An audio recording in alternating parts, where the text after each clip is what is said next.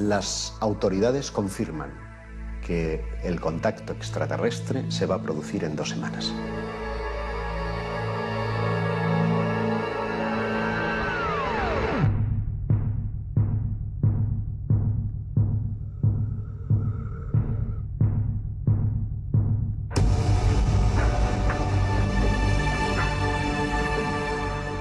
De golpe las autoridades se han dado cuenta que sobre nuestros cielos hay una nave de tamaño colosal, ¿no? Ya se sabe que existen.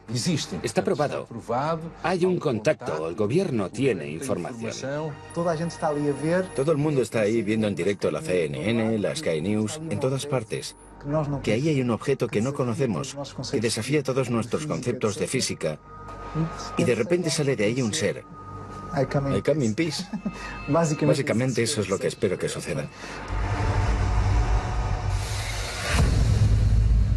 No sabemos prácticamente nada acerca de estos inesperados visitantes. No sabemos de dónde proceden, si vienen o no en son de paz. Nuestra primera reacción, en el hipotético caso de que esto ocurriera, sería la de encender la alarma general del planeta y estar preparados para cualquier posible amenaza. Todo lo que nos es extraño nos da pánico, nos da miedo. Todo lo que pueda poner en riesgo la cohesión social o que pueda poner en riesgo nuestra propia historia, tiene que ir con cuidado. Para no desintegrar nuestra propia sociedad. El ser humano no está formateado para cohabitar con lo desconocido. ¿Quiénes son? ¿Cuáles son sus intenciones? ¿Cómo va a afectar todo esto a la especie humana? ¿Cuál va a ser nuestra reacción? Entre las primeras medidas que se han puesto en marcha está la de reunir a un nutrido grupo de especialistas en diversas áreas. Si bien sabemos que el contacto es inminente, hemos de tomar decisiones y hemos de hacerlo rápido. Sería la primera vez que todo el mundo querría escuchar. Sí, sin duda. Y por eso mismo creo que el gobierno debería decirlo claramente y con los datos que tiene. Presentar pruebas de que somos visitados por otras especies, que existen especies que tienen un carácter bueno, de intercambio, de ayuda, y otras que no. No sabemos nada sobre esta especie que quiere contactar con nosotros, o ya se sabía antes. Como periodista, me encantaría dar la noticia. Como ser humano, me encantaría tener la posibilidad de cruzar 2 palabras, de darle la mano a ese ser que ha cruzado quién sabe cuántos millones de kilómetros para llegar hasta nosotros. Es, sin duda, una noticia extraordinaria para la humanidad y para la ciencia. En mi opinión, nos vamos a llevar una gran sorpresa acerca de la antigüedad y los orígenes de nuestra propia civilización.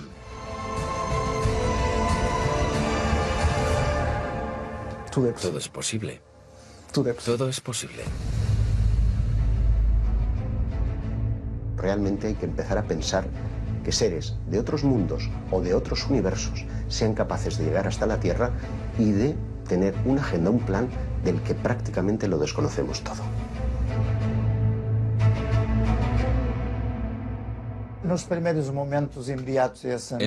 momentos en que se recibiese la noticia, a no ser que esa noticia fuese filtrada por alguna agencia tipo la ONU, tipo planetaria, conjugada con alguna deliberación del poder científico, de ser completamente inesperada, sería un auténtico desorden, una desorganización y un pánico absoluto.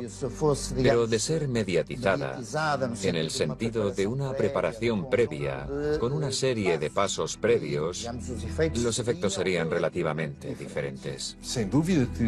Deberíamos mostrarnos acogedores. Esa sería la primera actitud, y no tener una actitud paranoica. Pero yo creo que la única manera de que las personas despierten y crean es a través de los grandes medios de comunicación. Solo los grandes medios de comunicación. Básicamente eso en lo que creen y que consumen todos los días en el desayuno y en la cena. Les haría ser conscientes de que todo esto es real. De no ser así, va a continuar el proceso de ridiculización y de desinformación. Decía el famoso astronauta estadounidense que parece que el ser humano va a estar negando todo esto Incluso si tuviese un marciano tomándose un café con él, lo seguiríamos negando. Habrá quien sí acepte la información que el gobierno le dé y otras personas que no, como suele ocurrir siempre con todas estas cosas, ¿no? Las autoridades se tendrían que preocupar más por la calma de la sociedad que por otra cosa. Una información muy alarmista puede generar conductas de pánico que lleven al caos. Es posible que se manipulara todo lo que ocurriese. Todo este tema lo tienen muy controlado. Quizás sea el tema más controlado a nivel de opinión pública que haya existido jamás, porque estamos hablando de lo más importante. Es más que posible que se hiciesen interpretaciones que fuesen completamente manipuladas, para que el público no tuviese una opinión propia de lo que ha ocurrido. Por lo tanto, creo que sería función del gobierno decir que la probabilidad de que existan otros seres es elevadísima, que se sabe, con los datos que tenemos, que existen otras especies y que quieren entrar en contacto con nosotros. Que el gobierno hará lo posible para establecer ese contacto con una actitud de intercambio, de benevolencia, de querer el bien, pero que también estará capacitado para, en caso de haber una actitud agresiva, defenderse. La desorganización planetaria lógicamente sería lo que corresponde a un caos. Por supuesto, el sistema económico, podemos imaginarnos que habría una caída en la bolsa bastante considerable. Pero si la naturaleza de la relación es fraternal, a lo mejor ese proceso se puede hacer de forma muy pausada, no tiene por qué ser inmediato. Se puede llevar como un tiempo de adaptación donde progresivamente se puedan ir dando indicadores que permitan que la mayoría de las personas puedan familiarizarse con esta idea. Muchas de las películas que se han hecho, por ejemplo Steven Spielberg, Encuentros en la tercera fase, E.T., sirven para ir sondeando cómo reaccionará el público cuando se dé la gran noticia. Y tendríamos que preguntarnos, ¿con qué propósito nos visitan? ¿Están aquí en son de paz? ¿Vamos a ser colonizados?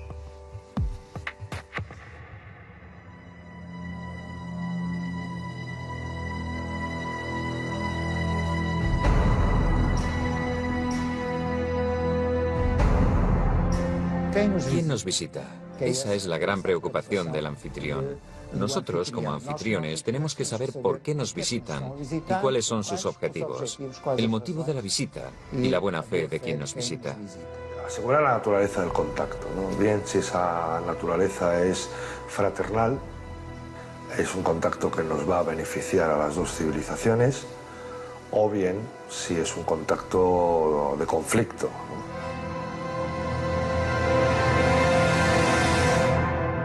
Las experiencias que tenemos en ese sentido con microsociedades de nuestro propio planeta, en cuanto mantienen un contacto abierto con una civilización más desarrollada, con un nivel tecnológico más desarrollado, es que terminan siendo fagocitadas. Aunque sea solo por el roce o por el trato. Yo me imagino a los niños jugando con el merchandising de los nuevos visitantes. Me quiero imaginar pues, a voluntarios que van a querer ir a visitar sus naves, conocer su tecnología, a científicos fascinados por aquellos primeros avances, por aquellos primeros pasos en el campo de la medicina, en el campo de la ciencia, de la física. Todo nuestro conocimiento se vería completamente alterado. Y eso estremece, porque ¿quién se va a quedar al cargo de nuestra cultura, de nuestra identidad, de nuestras cosas como seres humanos? ¿Quién va a querer salvaguardar de esa mezcla natural entre una raza supuestamente superior y nosotros? Si nos basamos en nuestra propia historia, nunca fuimos en son de paz. Siempre tuvimos como objetivo conquistar. Conquistar la tierra o conquistar los recursos. Si ese es el espejo, lo que hicimos nosotros en América Latina fue increíble. Diezmamos poblaciones. En América del Norte también, diezmamos poblaciones.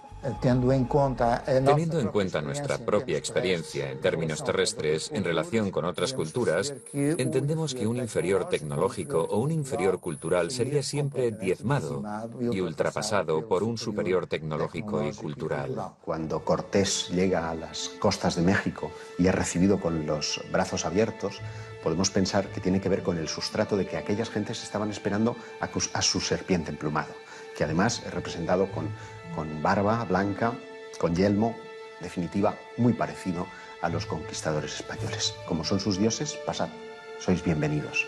Lo desconocido es siempre una gran incógnita. Es el gran adversario, el terror de la supervivencia y de la existencia de la especie. El Brookings Report se hizo en los principios de los años 60. Por tanto, acababa de crearse la NASA. Y es ella quien pide al Brookings Institute un estudio sobre la exploración espacial. El informe tiene cerca de 220 páginas.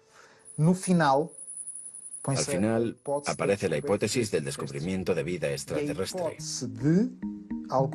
y la hipótesis de que en un futuro se llegue a descubrir vestigios de civilizaciones ya desaparecidas. Se menciona, por ejemplo, el descubrimiento de artefactos, estructuras o ruinas en la Luna, Marte o Venus. Y un poco más adelante, dicen que nuestra historia está repleta de ejemplos en que sociedades menos avanzadas acaban por destruirse al entrar en contacto con sociedades más avanzadas. O fueron diezmados, o simplemente desapareció su cultura al ser enterrada por una cultura superior. Por tanto, siguiendo estos ejemplos, aconsejan que al encontrar cualquier vestigio de la existencia de una cultura superior, sea mantenido en secreto hasta que puedan realizarse más investigaciones. Con lo que sabemos actualmente, con lo que ya se ha escrito, parece ser que los extraterrestres son una multitud de diferentes razas. Vamos a llamarlo así, o especies. Vamos a llamarlo especies. Y por tanto, no todas tienen una actitud benévola, una actitud pacífica. Hay unas que sí y otras que no. Esto es lo que se sabe a día de hoy. Hasta que las altas instancias no supieran cuáles son los planes o intenciones. Se intentaría no causar pánico.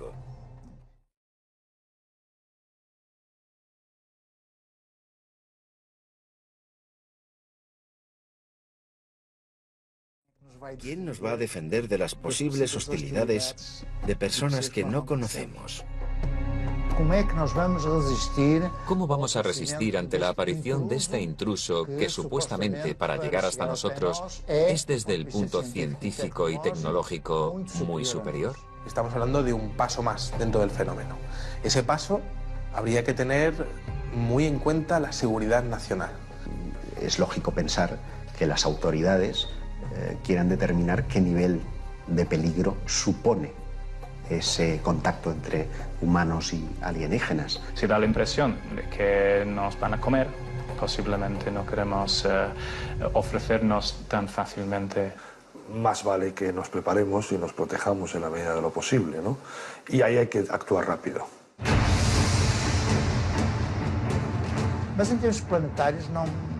En términos planetarios, no hay muchas dudas de que, a diferentes escalas, se instalaría el pánico colectivo.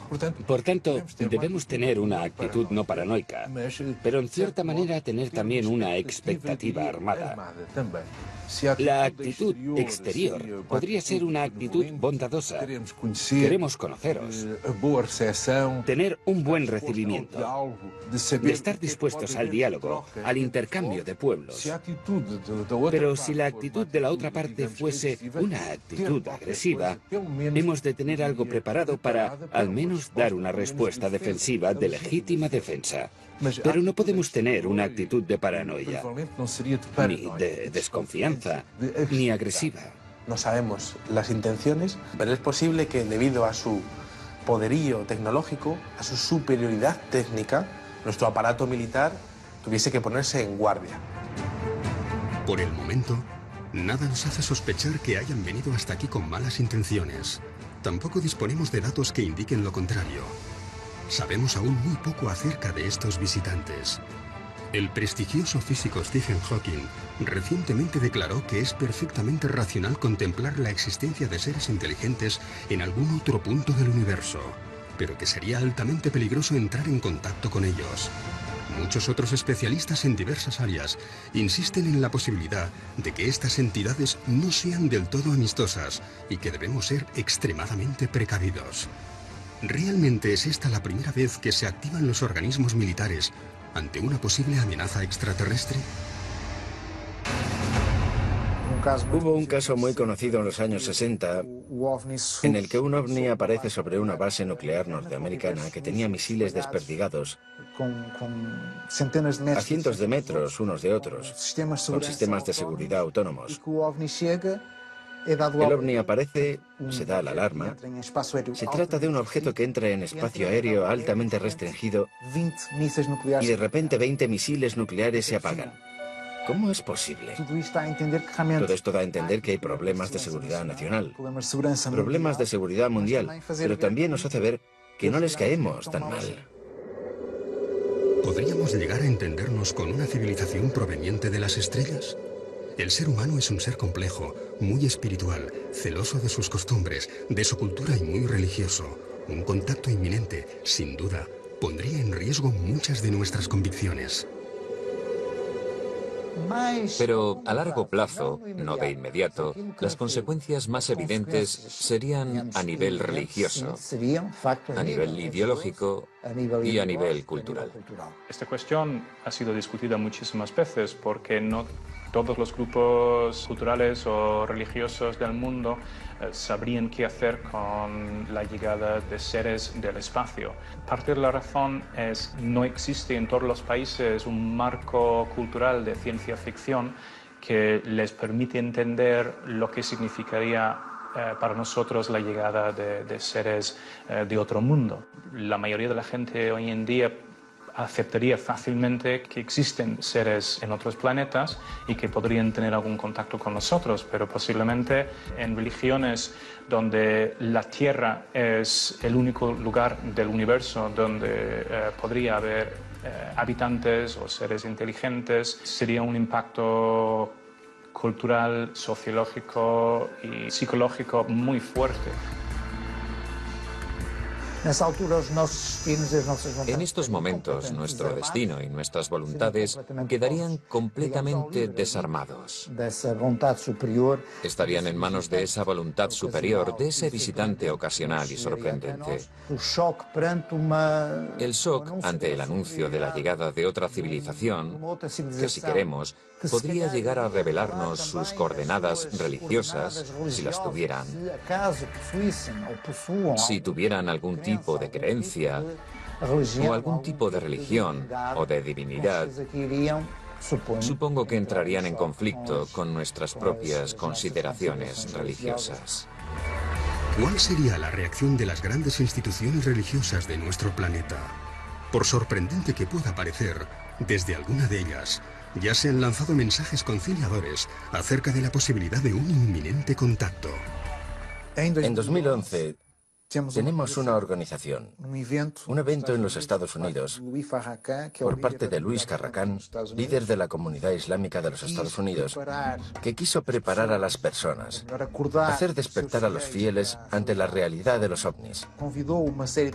Invitó a una serie de investigadores a nivel mundial que fueron allí a mostrar sus descubrimientos en diversos casos. Monseñor Corrado Balducci, miembro de la Curia Vaticana y asesor de Juan Pablo II, llegó a afirmar que la Iglesia Católica estaba haciendo un seguimiento directo de incidentes referentes a encuentros extraterrestres. Él fue el primero que dijo que la vida extraterrestre no es para nada contraria a las enseñanzas de la Biblia. Que limitar el poder de Dios a la creación de la Tierra es quitar poder a Dios. Dios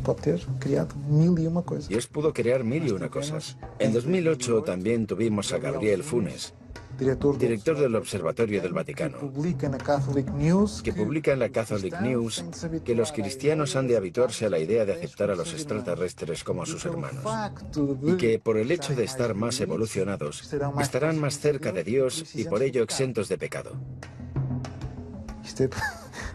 Esto proviene del Vaticano, ¿eh?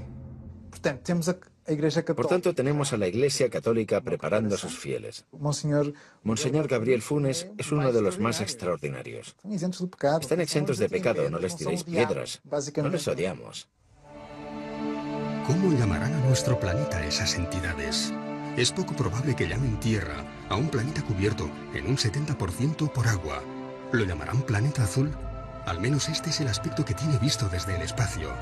Más de 5 millones de especies diferentes lo han habitado, pero tan solo un 1% de todas ellas la habita en la actualidad. Las más fuertes, aquellas con mayor capacidad de adaptación, y por encima de todas ellas, el Homo sapiens sapiens. La llegada de una nueva especie, de una especie más evolucionada o tecnológicamente superior, desafiaría todas las leyes naturales que han regido la Tierra durante millones de años. El ser humano observa cómo su reinado, desde lo más alto de la pirámide evolutiva, está a punto de terminar. Probablemente lo vamos a llevar mal, porque creemos que somos los que estamos arriba, ¿no? Pero es bueno que de vez en cuando la naturaleza nos recuerde que no es así. Por ejemplo, un tsunami, un terremoto. Constantemente los acontecimientos naturales, que por cierto provocan estrés postraumático en algunas personas también, nos recuerdan que no estamos, no somos tan poderosos como nos creemos, y es bueno que nos lo recuerden. Incluso como individuos también. Normalmente la mayoría de las personas piensa que es invulnerable. Las reacciones de la sociedad pueden ser absolutamente dispares y tienen mucho que ver en su reacción con la afirmación como pueblo y como especie y como signo de identidad de cada uno de los pueblos. Sería la primera vez que las nacionalidades dejan de existir. Pasamos a ser solo uno. Pasamos a ser todos terrícolas. Dejamos de ser los portugueses, los españoles. Pasamos a ser solo uno. Si algo tiene de bueno la especie humana, que lo ha demostrado a lo largo de miles de millones de años, es la capacidad de adaptación a las nuevas circunstancias. Eso es lo que nos ha hecho sobrevivir frente a otras especies que en principio eran más fuertes que nosotros, pero con menos capacidad de adaptación. Eso es lo que nos ha permitido evolucionar y sigue estando, esa capacidad de adaptación está intacta.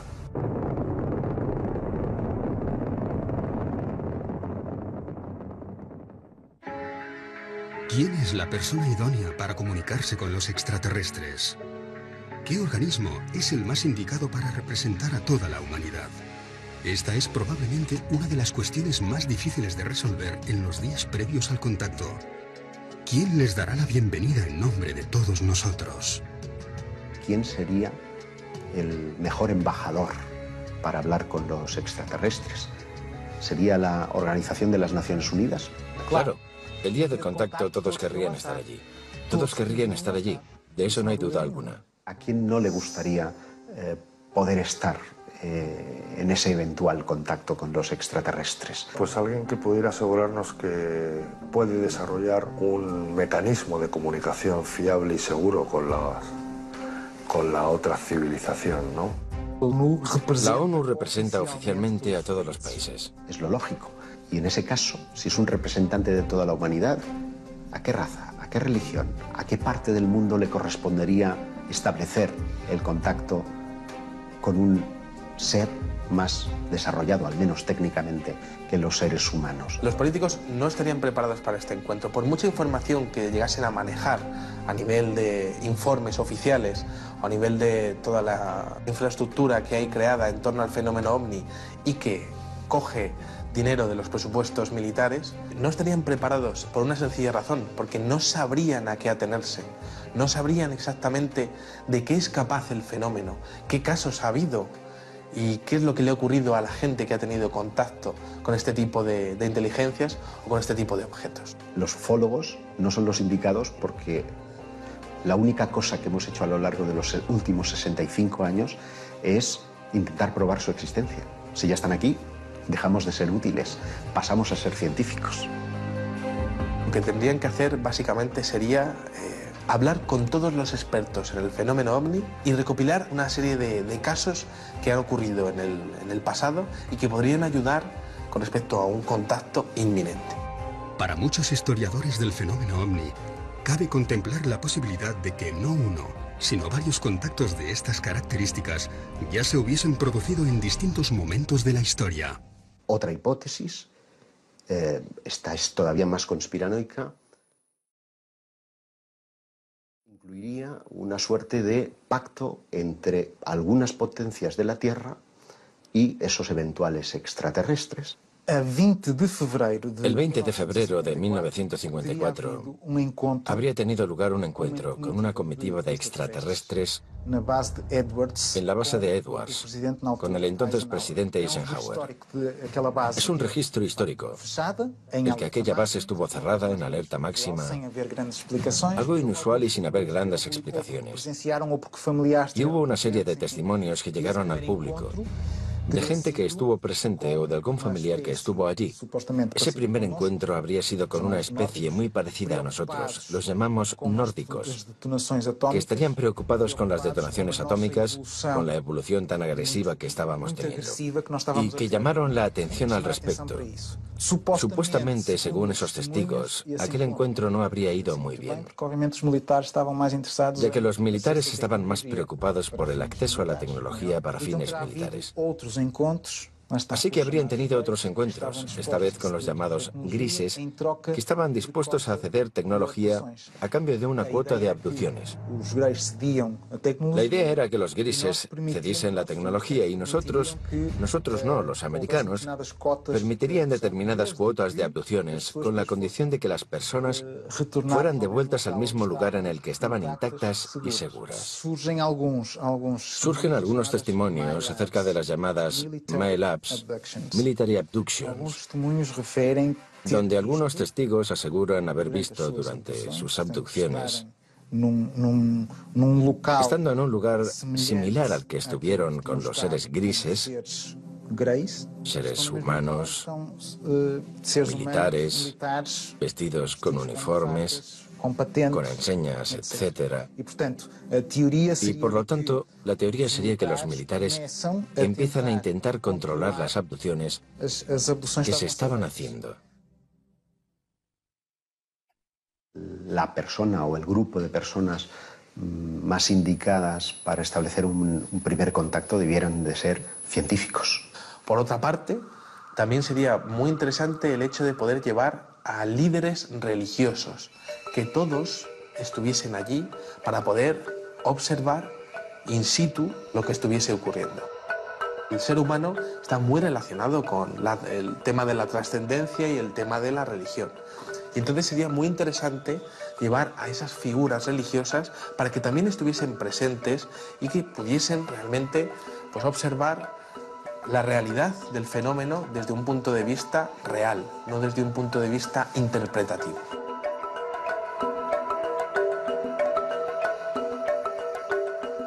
Y entonces el problema será la comunicación, el entendimiento, porque si consideramos que son seres ontológicamente diferentes, la comunicación va a ser siempre difícil. La comunicación solo se puede establecer, en principio, entre seres ontológicamente similares. Es un problema pensar en el lenguaje, un problema que incluso estuvo en el punto de mira de los gobiernos que se preguntaron en un momento determinado, creo recordar que a finales de los 80, que si existía un eventual contacto, ¿cómo nos íbamos a comunicar con ellos? Seguramente lo que se tendría que hacer es traer a los mejores expertos en matemáticas de la península ibérica, más bien del mundo. Tendríamos que hablar con todas las naciones de la OTAN y tendríamos que hablar con los mejores expertos en las mejores universidades del mundo y traer los mejores matemáticos. La comunicación sería a través de las matemáticas. Si el lenguaje es matemático, indudablemente matemáticos. Si es la música, músicos. Pero de todas maneras tendríamos que confiar en la imaginación, en el esfuerzo científico, en el conjunto de conocimientos de ambos lados, para establecer una plataforma de entendimiento. Como nosotros, como ser que está aquí ahora teniendo una experiencia terrena, vamos a conectar con esos otros seres. ¿Cómo nos vamos a reconocer? A través de nuestro corazón. Yo quiero pensar que si ellos nos han estado observando a lo largo de los últimos milenios, probablemente sepan muy bien y conozcan muy bien nuestro idioma, con lo que probablemente o hablen en inglés o incluso en castellano o en chino. Disponemos de evidencias físicas y no hay una sola duda al respecto de que existen planetas más allá de nuestro sistema solar. Una increíble cantidad de planetas, 3.500 en una muy pequeña muestra. Esto quiere decir que, extrapolando las posibilidades, podría haber 1 billón o quizás más planetas más allá de nuestro sistema.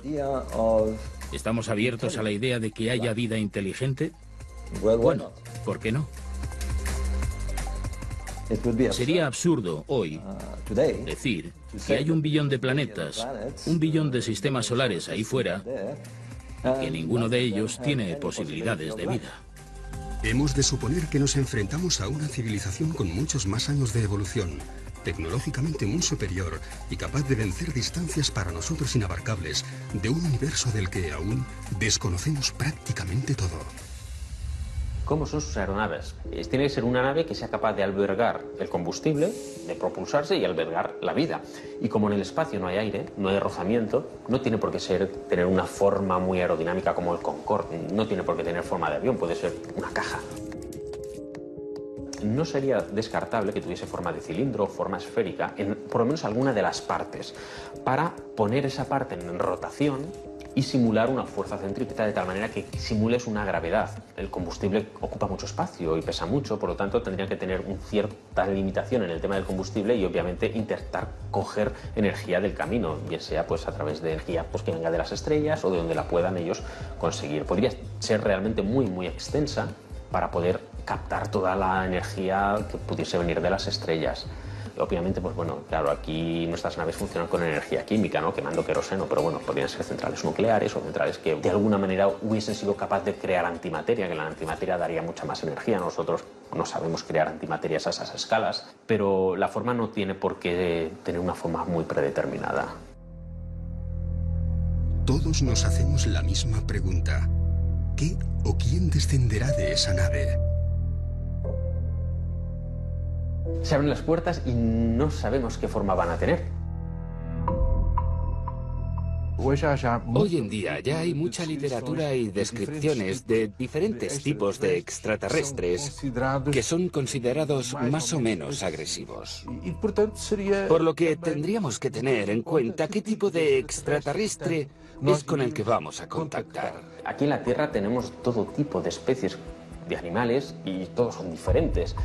A ver, digamos que la que se supone que está más evolucionada somos nosotros, tenemos pues una anatomía muy característica, el hecho de tener las manos es muy importante, el hecho de que caminemos a 2 patas pues también es importante para tener la perspectiva, el que tengamos los 2 ojos enfrente pues también nos ayuda a calcular distancias, el hecho de que cómo nacemos, que realmente nacemos y mientras nacemos el cráneo se nos deforma para poder salir y eso también tiene su porqué y de hecho nacemos y no sabemos nada, necesitamos muchos años de aprendizaje y eso es lo bueno. Claro, cuando un animal nace y ya se puede valer por sí solo, en realidad pues poco evolucionado va a estar.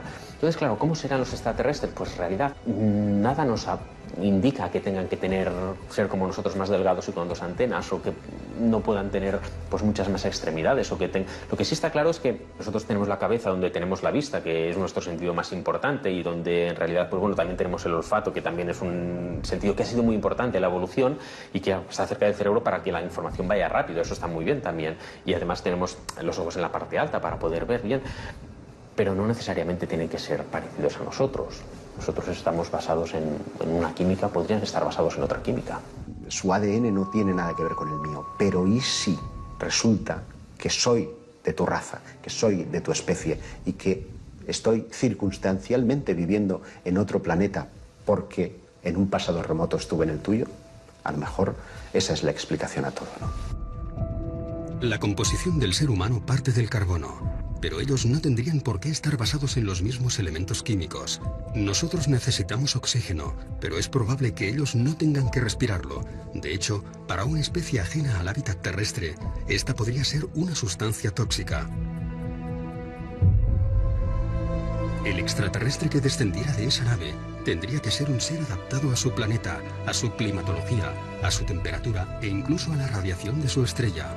Por lo que contarían con dispositivos oculares, de respiración o algún tipo de protección para sus cuerpos. A ver, su planeta, pues bueno, eso ellos, depende de la temperatura y la cultura que tengan, pues podrán ir o no vestidos, eso es lo de menos. Pero si tienen que ir a otro planeta, obviamente ya no el hecho de ir a otro planeta, sino que van a ir por el espacio. Si vas por el espacio, pues nadie te dice que no vayas a tener que salir a hacer una reparación. Obviamente necesitas un traje. Según los especialistas, no lo sé. Yo estoy firmemente convencido de que el día que se abra el platillo volante y descienda un extraterrestre de él, nos vamos a quedar pasmados, porque vamos a ver un ser humano, un Homo sapiens sapiens, descender del platillo volante.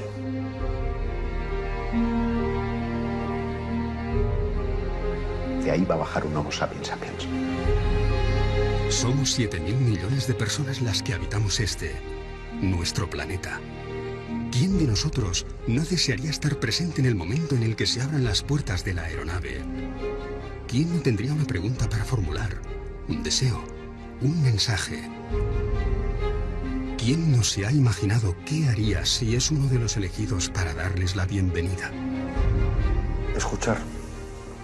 Por cierto, una actitud que como seres humanos perdemos cada día más, sobre todo cuanto más occidentalizados estamos.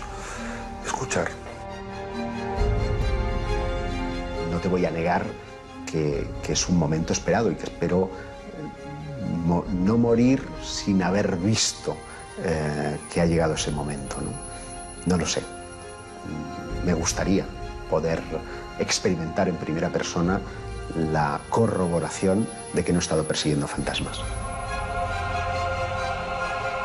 Como primera pregunta, trataría de ver corroboradas mis cuestiones más personales, ¿no? Como, ¿sois realmente quienes creo que sois? ¿He estado equivocado?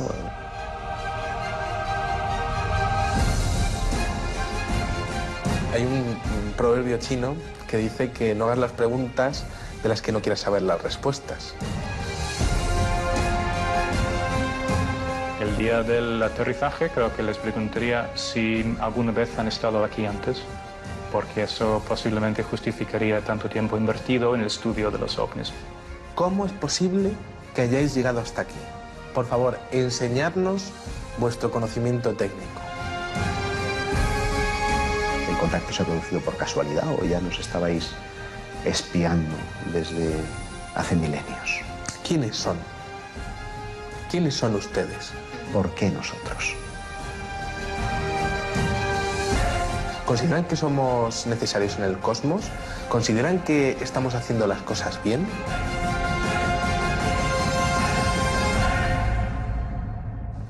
Yo, sinceramente, les echaría en cara el haberme tenido durante décadas persiguiéndoles de un lado para otro. Porque, desde luego, he tenido que aguantar muchas risas, he tenido que aguantar mucho descrédito.